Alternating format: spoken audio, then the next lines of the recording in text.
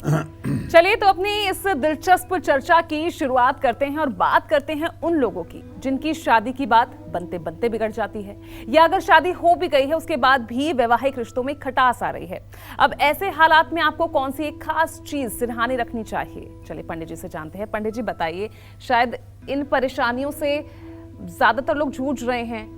किसी की शादी की बात नहीं बन रही है, इंतजार लंबा होता जा रहा है, शादी हो गई है तो वैवाहिक जीवन में बहुत कड़वाहट है, क्या करें ऐसा?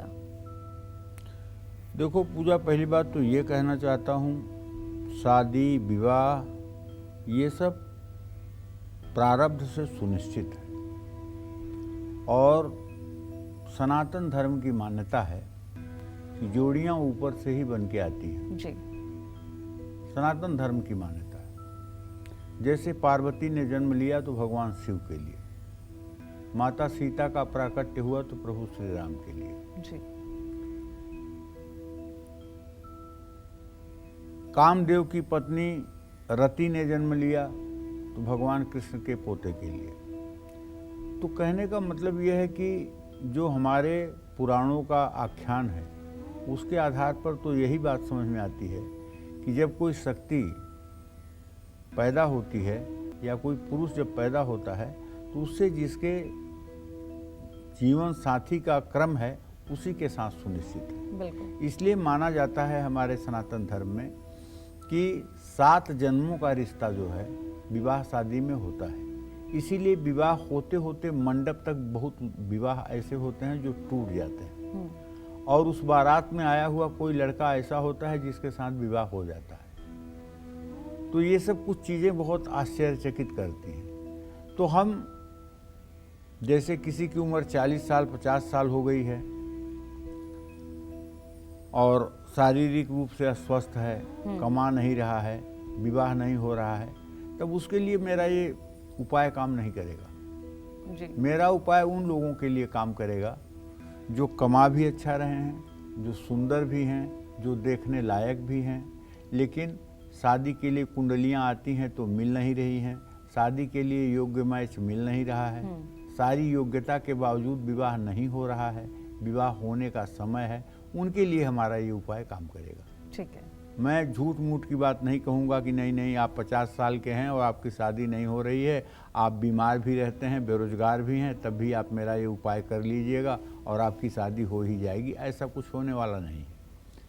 तो अगर बार बार रिश्ते में टूटन आ रही है और वैवाहिक जीवन ठीक नहीं चल रहा है तो आपको चाहिए कि अगर शादी की परेशानियों से आप जूझ रहे हैं तो अपने सिरहाने पीले कपड़े में थोड़ी सी सौंफ बांध करके अपने तकिया के नीचे रख लीजिए और उसको कुछ दिनों तक वहीं रहने दीजिए। जब जब आपको बेडशीट बदलनी हो तब तक उसको हटा दीजिए और फिर बेडशीट बदलने के बाद उसको अपने सिरहाने रखिए। इससे क्या होगा कि उस बेड पर सोने वाले लोगों में आपस में सामंजस्य बना रहेगा, कटुता दूर होगी, इसमें कोई दो राय नहीं है। लेकिन ये सामान्य परिस्थिति के लोगों के लिए है जिनके पति पत्नी में प्रायः आर्गुमेंट हो जाता है, दिन भर में एक बार रूठ जाते हैं, एक बार मनाना पड़ता है। ये उन लोगों के लिए रामबाण काम करेगा, इसमें कोई संदेह नहीं है। जय मां विंध्यवासिनी। चलिए तो चलिए अब चर्चा को आगे बढ़ाते हैं, क्योंकि आज हम बात कर रहे हैं कि सिरहाने ऐसी कौन सी 10 चीजें हम रख सकते हैं जिससे आपकी किस्मत बदल जाए। तो चलिए इसी चर्चा में आगे बढ़ते हुए अब बात उन लोगों की करते हैं जिनकी कुंडली में पितृदोष है या राहु केतु की वजह से ढेरों परेशानियां बढ़ रही हैं। उन्हें किस चीज को सिरहाने रखकर सोना चाहिए? चलिए पंडित जी से जानते हैं। पंडित जी बताइए। देखिए, पितृदोष के बारे में आजकल बड़ा अंधविश्वास फैला हुआ है। लोग किसी की जन्म कुंडली देखते हैं तो पहली बात कहते हैं कि अरे इसमें तो काल सर्प दोष है, आंशिक काल सर्प दोष है, जबकि काल सर्प दोष नाम का कोई वर्णन ज्योतिष शास्त्र में है ही नहीं। ज्योतिष शास्त्र के 18 प्रणेता हुए, किसी ने काल सर्प दोष का वर्णन नहीं किया है। ये आधुनिक जो ऋषि मुनि हैं जो सड़कों पे घूम रहे हैं, ये इनकी उपज है। तो आंशिक काल सर्प दोष है, सर्प दोष है, काल सर्प दोष है, एक बात। दूसरी बात, अगर घर के लड़कों के लड़कियों के विवाह शादी में देरी हो रही है या घर में आमदनी कमज़ोर है तो सीधे बोल देंगे कि आपके घर में तो पितर दोष है।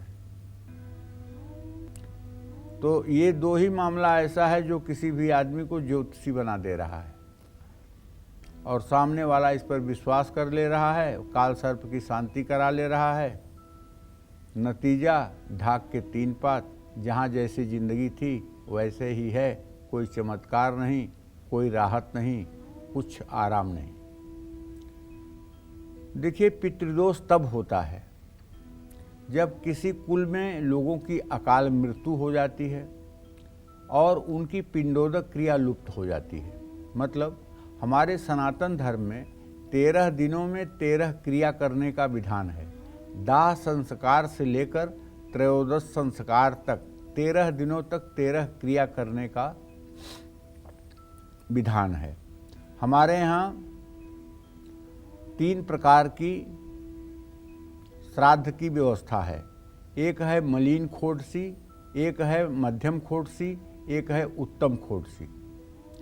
मलिन खोडसी उसको कहते हैं कि जब व्यक्ति मर जाता है तो उसके पास पिंडदान किया जाता है, फिर जब उसको दाह संस्कार के लिए लेकर जाते हैं तो उसका पिंडदान किया जाता है, फिर वहाँ पर जहाँ उसे जलाया जाता है वहाँ पिंडदान किया जाता है।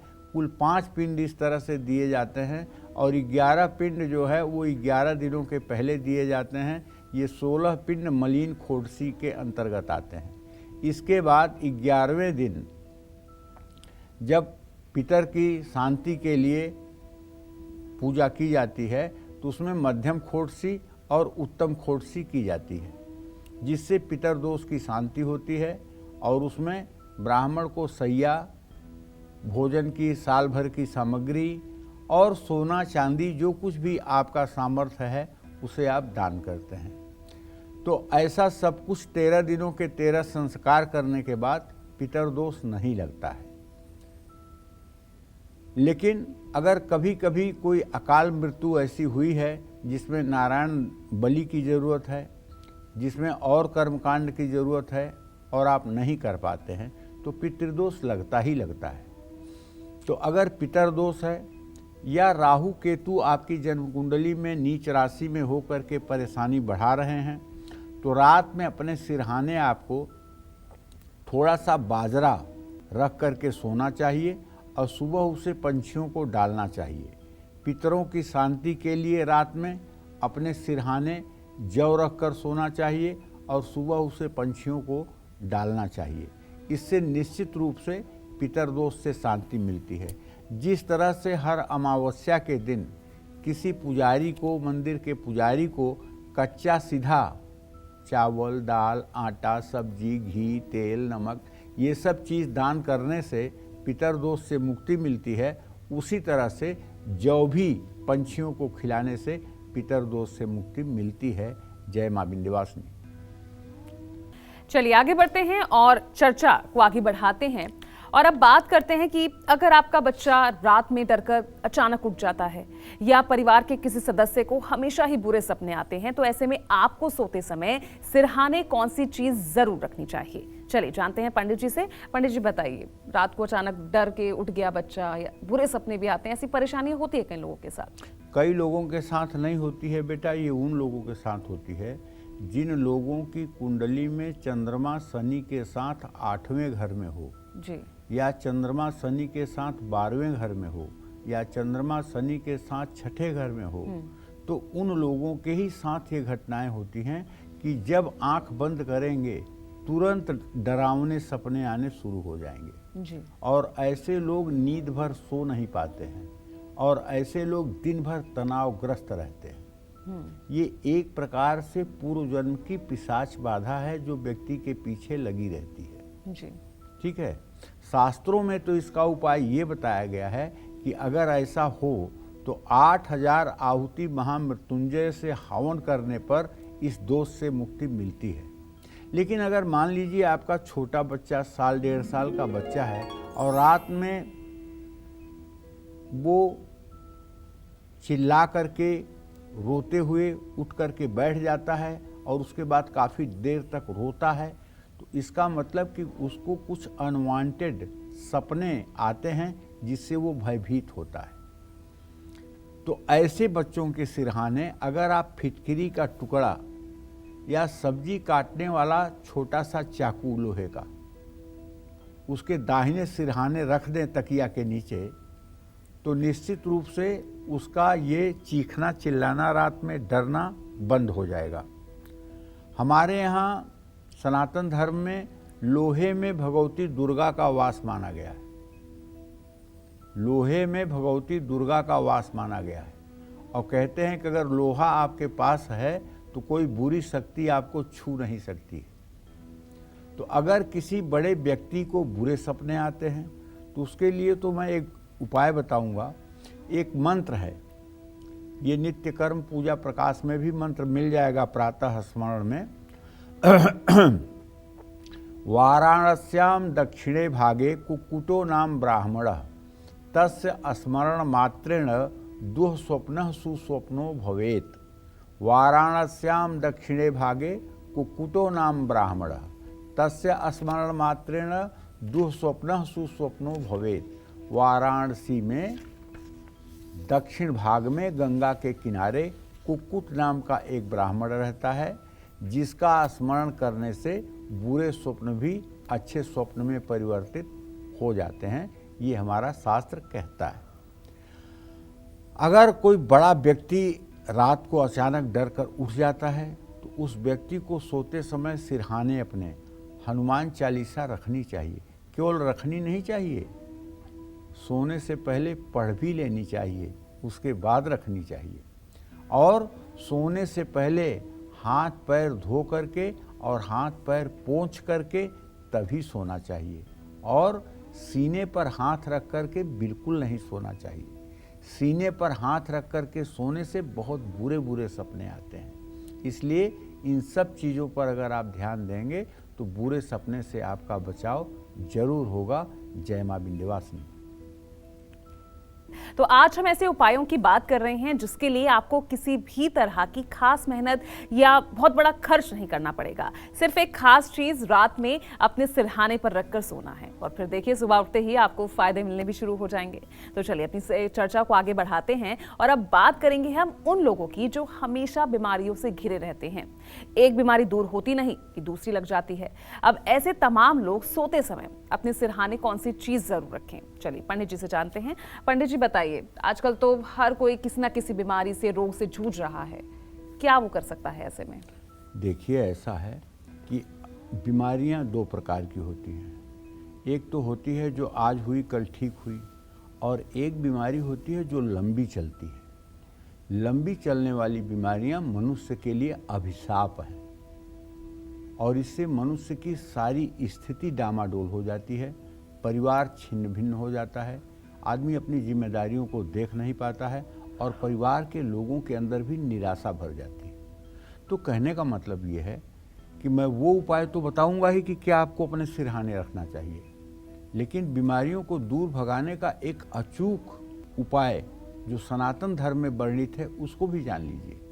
अगर कोई छोटी बीमारी में है तब तो कोई बात नहीं, लेकिन अगर लंबी बीमारी है, 2-4 महीनों से हल्का बुखार लगा हुआ है, 2-4 महीनों से लगातार शरीर में पेन बनी हुई है, दर्द बना हुआ है, ऑपरेशन के बाद भी मतलब कि दर्द की स्थिति नहीं जा रही है, तो स्त्री हो या पुरुष दोनों के लिए बता रहा हूँ, लिंग भेद नहीं है।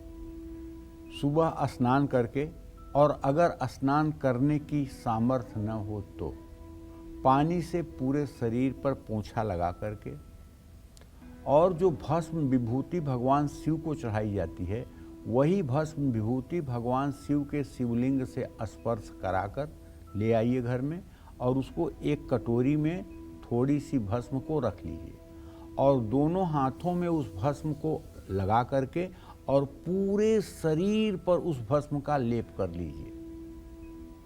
पूरे शरीर पर कोई अंग प्रत्यंग बचना नहीं चाहिए जहां वह विभूति ना लगे। और ये उपाय 40 दिनों तक लगातार सुबह शाम करिए। मैं पूरी गारंटी के साथ कह सकता हूं कि यदि 40 दिनों तक भगवान शिव की विभूति का आपने इस्तेमाल कर लिया तो गंभीर से गंभीर बीमारी से भी आप मुक्त हो सकते हैं, चाहे वो कैंसर ही क्यों ना हो, चाहे वो किडनी का फेल्योर ही क्यों ना हो, उसमें भी आपको राहत मिलेगी। और यदि छोटी बीमारी है जिससे आप जल्दी मुक्ति पाना चाहते हैं तो आप अपने आयु की रक्षा के लिए और लंबी आयु के लिए हर रोज अपने सिरहाने आपको थोड़े से बादाम रखकर सोना चाहिए और सुबह उसे नहा करके मंदिर में दान कर देना चाहिए। पूरे जीवन इससे आप सेहतमंद बने रहेंगे। और शहद की शीशी रख करके सिरहाने सुबह नहाने के बाद शिवालय में जाइए, वहाँ शिवलिंग पर जल चढ़ाइए, दूध चढ़ाइए, गन्ने का रस चढ़ाइए।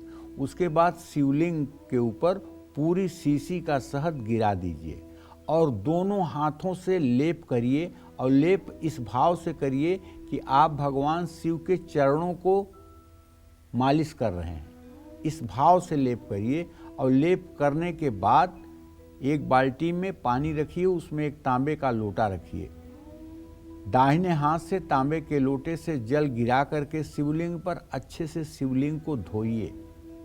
शिवलिंग का अभिषेक करिए अच्छे से शुद्ध जल से। उसके बाद बेलपत्र रखिए, भस्म विभूति चढ़ाइए, समी का पत्र मिल जाए तो वो चढ़ाइए, समी के फूल मिल जाए तो वो चढ़ाइए। और उसके बाद में अगर आपके पास कुछ भी नहीं है तो कोई एक फल आप भगवान शिव को समर्पित करिए। भांग धतूरा मिल जाए तो उसे समर्पित करिए और भगवान शिव की आरती करिए। ये सारा उपाय अगर आपने करना शुरू किया तो 40 दिन के अंदर सारी परेशानियों से आपको राहत मिल जाएगी। और आपके परिवार का यदि ज़्यादा पैसा दवाइयों पर खर्च हो रहा है तो उससे भी आपको निजात मिलेगी। जय मां विंध्यवासिनी। चलिए आगे बढ़ाते हैं चर्चा को। अब बात उन परिवार वालों की करेंगे जिनके बीच हमेशा लड़ाई झगड़े होते रहते हैं। अब वो लोग अपने सिरहाने कौन सी चीज जरूर रखें, चलिए जानते हैं पंडित जी से। पंडित जी बताइए, क्या ऐसी चीज की लड़ाई झगड़े परिवार में चल रहे हो वो खत्म हो जाए? गोस्वामी तुलसीदास जी लिखते हैं, जहाँ सुमतितः संपत्ति नाना, जहाँ कुमतितः विपत्ति निदाना। जहाँ सुमति है वहीं संपत्ति रहेगी और जहाँ कुमति है वहीं अभाव और दरिद्रता रहेगी जी। जब भाई भाई में दुश्मनी हो जाए, माता पिता पुत्र से बैर हो जाए तो समझ लेना चाहिए कि दरिद्र इस घर में प्रवेश करने वाला है। जिन लोगों के घर में बहुत झगड़े होते हैं वो लोग हर रोज अपने सिरहाने चांदी के बर्तन में चांदी का चौकोर टुकड़ा डाल करके उसे जल से भर करके सोएं। साथ ही कीकर के पेड़ में सुबह उठ करके दूध डालें और आम की पत्तियों का बंधनवार बनाकर घर के चारों ओर हर पूर्णिमा के दिन लगाएं। आम या अशोक के पत्तियों का बंधनवार अगर लगेगा तो घर में कलह से शांति मिलेगी। जय मां विंध्यवासिनी। चलिए अब जानते हैं कि अगर आपकी लाइफ में बहुत सी परेशानियां आ रही हैं जिस वजह से आपका जो हर काम है वो रुक सा रहा है, तो ऐसे में आपको अपने सिरहाने कौन सी चीज जरूर रखनी चाहिए? पंडित जी बताइए, रुके हुए काम बन नहीं पा रहे हैं, अड़चने आ रही है, क्या करें? देखो ऐसा है, ये मनुष्य शरीर है, सुख और दुख एक सिक्के के दो पहलू हैं और जरूरी नहीं है कि किसी के जीवन में हर समय सुख रहे, किसी के जीवन में हर समय दुख रहे जी। ये रात और दिन के हिसाब से बदलते रहते हैं। अगर आपके जीवन में भी लगातार परेशानियों का क्रम बढ़ता जा रहा है तब आपको रात में लाल चंदन की पुड़िया बनाकर अपने तकिए के नीचे रखकर सोना चाहिए और पीले रंग के कपड़े में सौंफ बांधकर सिरहाने रखना चाहिए। कुछ दिनों तक ये उपाय करने पर आपके मन मस्तिष्क में अपनी समस्याओं के समाधान का रास्ता सूझने लगेगा और आप अपनी समस्याओं का समाधान कर पाएंगे। जय मां विंध्यवासिनी। किस दिशा और किस विधि से करें शिव चालीसा का पाठ जिससे मिले आपको महादेव की महाकृपा? चलिए पंडित जी से जानते हैं। पंडित जी बताइए। देखिए, भगवान शिव ही सब कुछ है। जब वो पालन पोषण करते हैं तो विष्णु बन जाते हैं, जब सृष्टि करते हैं तो ब्रह्मा बन जाते हैं, जब संहार करते हैं तो शिव बन जाते हैं। वही आदिदेव हैं, वही महादेव हैं। तो शिव चालीसा पढ़ने की सरल और सटीक विधि अपने दर्शकों को बताना चाहूँगा। स्नान करके साफ कपड़े पहनकर पुरुषों को चाहिए कि श्वेत वस्त्र धारण करें और महिलाओं को चाहिए कि काले नीले वस्त्र धारण ना करें। पाठ शुरू करने से पहले शुद्ध गाय के घी का एक दिया जला लें, पूरब दिशा की ओर मुँह करके शिव चालीसा का पाठ करें और अपने भ्रिकुटी पर भगवान शिव का समाधि की अवस्था में ध्यान करें। शिव चालीसा के 3, 5 या 11 पाठ या 40 पाठ करें। शिव चालीसा का पाठ बोलकर करें। जितने लोगों को यह सुनाई देगा उतना ही लाभ मिलेगा, इसमें कोई संशय नहीं है। जय मां विंध्यवासिनी।